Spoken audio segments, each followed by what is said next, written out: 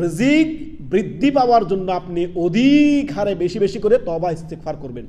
আমাদের দৈনন্দিন ওঠা বসাতে, আমাদের চলাফেরাতে আমাদের অনেক গুনাহ, অনেক পাপাচার, অনেক অন্যায় আমাদের দ্বারা হয়ে যায়, জানা অজানা হয়ে যায়, তাই না? ওই পাপাচারগুলোকে আপনি মোচন করতে দৈনন্দিন আপনি তওবা ইস্তেগফার করবেন। এই জন্য ওলামায়ে কেরাম বলেছেন তওবা ইস্তেগফার হচ্ছে যাবতীয় কল্যাণের মূল। তো আপনি তওবা ইস্তেগফার করবেন। আল্লাহ রাব্বুল আলামিন সূরা নূহের আয়াত নাম্বার এই যে 10-11তে কি বলেছেন? ফাকুলতু আস্তাগফিরু রাব্বাকুম ইন্নাহু কানা গাফফারা। তোমরা রবের কাছে ক্ষমা চাও, রবের কাছে তওবা করো, রবের দিকে ফিরে আসো। আল্লাহ আমার ভুল হয়ে গেছে, আল্লাহ আমাকে ক্ষমা করেন, আস্তাগফিরুল্লাহ ওয়া আতুবু ইলাইহি। তখন আল্লাহ কি বলেন? ইন্নাহু কানা গাফফারা, আল্লাহ তোমাদেরকে ক্ষমা করবেন যখনই যত পাপই হোক না কেন। আস্তাগফিরুল্লাহ ওয়া আতুবু ইলাইহি, সর্বদাই তওবা ইস্তেগফার করবেন। আল্লাহর রাসূল সাল্লাল্লাহু আলাইহি ওয়াসাল্লাম যদি দিনে 70 কিংবা 100 বার তওবা করে, ইস্তেগফার করে, তাহলে আমাদেরকে কতবার করা দরকার? তারপরে পরের দিকে আল্লাহ তাআলা কি বলেন?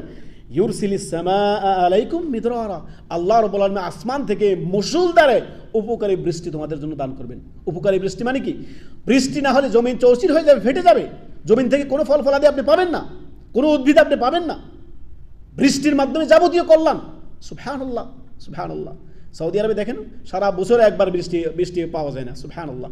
এখানে বোঝেন বৃষ্টি কত মহামূল্যবান। সুবহানাল্লাহ। অতএব তওবা ইস্তেগফারকে ওলামায়ে কেরাম যেমনটি বলেছেন যাবতীয় কল্যাণের মূল।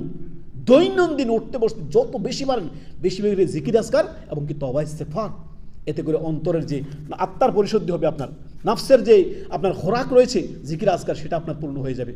বেশি বেশি করে জিকির আজকার, আল্লাহর কাছে ক্ষমা চাওয়া, তওবা ইস্তেগফার করা, এতে আপনার রিজিকে আল্লাহ তাআলা বরকত দান করবেন।